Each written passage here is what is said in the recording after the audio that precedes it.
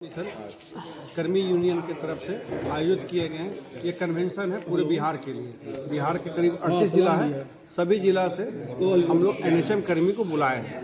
NHM कर्मी में जैसे हम लोग रीजनल कार्यक्रम प्रबंधक हो गए, डीपीएम सर हो गए, और हॉस्पिटल मैनेजर है मेडिकल कॉलेज में, और अस्पताल प्रबंधक आपको सारे अनुमंडल अस्पताल में है, रेफरल में है। फिर आपको अलग अलग पद से है, जैसे ब्लॉक में जाएंगे तो अस्पताल प्रबंधक हो गए, लेखापाल है, बीसीएम है, बीएमएनई है, और काउंसलर है। फिर संविदा की एएनएम भी है, सीएचओ है, बहुत सारे पद, टीबी डिपार्टमेंट से भी लोग हैं। तो हम लोग सभी के लिए जो हम लोग लगातार 10-15 वर्षों से संविदा पर कार्यरत हैं, तो हम लोग सरकार से मांग है कि हम लोग इतने वर्षों से कार्य कर रहे हैं तो हम लोग को नियमितीकरण किया जाए। हालांकि सरकार के द्वारा कहा गया है कि कैडर का हम लोग बना रहे हैं, तो उस पर हम लोग को चर्चा भी करना है कि कैडर पर क्या गवर्नमेंट के द्वारा पॉलिसी के तहत सबको उसमें सरकारीकरण किया जाएगा और नहीं किया जाएगा। इसी पर हम लोग आज यहाँ पर चर्चा रखें। समस्या और समाधान टॉपिक हमारा है, और कोशिश कर रहे सरकार से हमारा मांग है कि हम लोग को नियमितीकरण किया जाए और सभी को सरकारी कर्मी जो पहले से जो गवर्नमेंट बहाल की है, हम लोग को भी 15 वर्षों से कार्य कर रहे हैं, तो हम लोग को भी लगातार कार्यों को देखते हुए और सराहनीय सब लोग कार्य कर रहे हैं। इसमें उपलब्धि भी काफ़ी हासिल हुआ है। आप लोग पहले देखेंगे सरकारी अस्पताल में 2-4-10 डिलीवरी होता था 2005-4 में।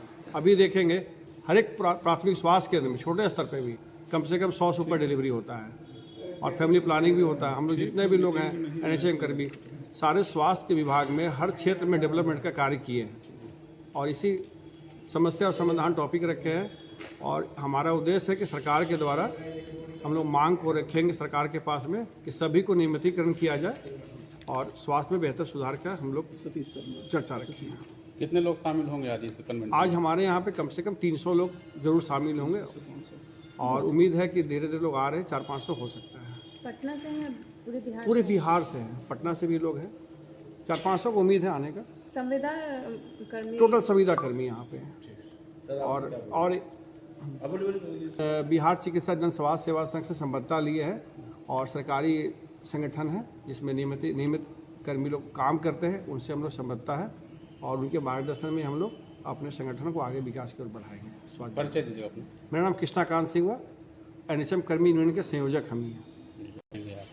आज हम लोग इस कन्वेंशन को राष्ट्रीय स्वास्थ्य मिशन के तहत कार्यरत सभी कर्मियों के लिए उनकी उचित मांगों के हितों की रक्षा के लिए इस कन्वेंशन का आयोजन किया गया है। इस कन्वेंशन में एनएचएम में कार्यरत सभी कर्मी, स्वास्थ्य उपकेंद्र से लेकर के राज्य स्तर तक जितने कर्मी हैं, तो सभी लोग विगत 14-15 वर्षों से संविदा पर कार्य कर रहे हैं, और सरकार के द्वारा अभी भी उसी सेक्टर में हम लोग को संविदा के ही रूप में रखा गया है। सरकार से हमारी प्रमुख मांग है कि सभी एनएचएम कर्मी जो स्वास्थ्य उपकेंद्र से लेकर के राज्य स्तर तक कार्य कर रहे हैं, सभी का नियमितीकरण किया जाए, सभी लोगों को एक सम्मानजनक वेतन दिया जाए, स्थानांतरण की सुविधा दिया जाए।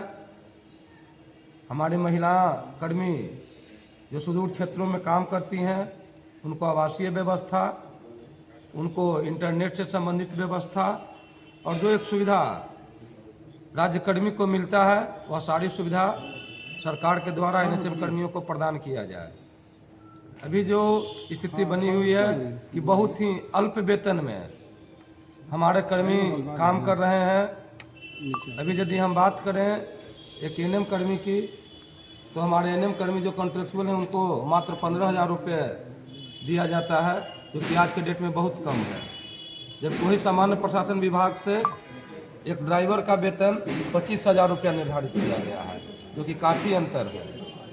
इसलिए इन सब मांगों को लेकर के एनएचएम के तहत जितने भी कार्यरत कर्मी हैं, सभी लोगों को एक सम्मानजनक स्थिति दिया जाए, और राज्य कर्मी का दर्जा सभी लोग को बिना शर्त दिया जाए।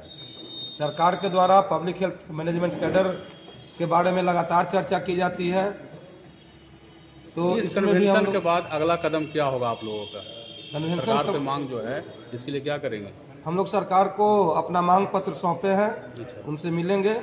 यदि हमारी मांगों पर वह विचार करते हैं तो अच्छी बात है, नहीं तो हम लोग आगे जो अपना मांग के लिए विभिन्न कार्यक्रम है, काला पट्टी लगाएंगे, सरकार से अनुरोध करेंगे, नहीं तो कार्य बहिष्कार भी करेंगे।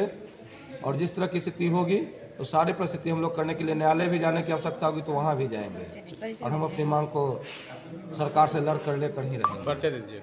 सतीश कुमार शर्मा, सचिव, राष्ट्रीय स्वास्थ्य मिशन यूनियन बिहार। अपनी मांगों के लेकर आज कन्वेंशन कर रहे हैं, सरकार को भी मांग पत्र सौंपेंगे, तो क्या लगता है अगर आपकी मांगों को नहीं मानी गई तो चुनाव पर भी असर दिखेगा क्या? एकदम असर पड़ेगा। ठेका उन्मूलन अधिनियम 1970 में व्यवस्था है कि अस्थायी प्रवृत्ति वाले विभाग में ठेका समुदाय पर बहाली नहीं करना है। उसके बावजूद भी ये भारत की सरकार राष्ट्रीय स्वास्थ्य मिशन के तहत बहुत सारे पदों का उन्होंने सृजन किया और उन्होंने बहाली किया और काम ले रहे हैं। वो बहाली हुई थी कि कुछ पीरियड के लिए, न कि 60 साल सेवा देने के लिए यहाँ पर हुई थी, लेकिन ये सरकार 60 साल तक सेवा तक लेने के लिए अपना काम करवा रही है। हम भारत सरकार से और बिहार सरकार से मांग करते हैं कि इन तमाम पदों को नियमित किया जाए और ये जो विभाग है स्वास्थ्य विभाग, ये अस्थायी प्रवृत्ति का विभाग है, जब तक सृष्टि रहेगी तब तक बच्चे जन्म लेंगे, बीमार पड़ेंगे, टीकाकरण होगा, दवा होगी। इसलिए अस्थायी प्रवृत्ति वाले विभाग में ठेका संविदा समाप्त करके सभी का सेवा नियमित किया जाए और जो लोग संविदा पर हैं उनको सेवा भूतलक्षी प्रभाव से नियमित किया जाए और उनको नियमित कर्मचारी के जैसा उनको वेतन मानदेय दिया जाए।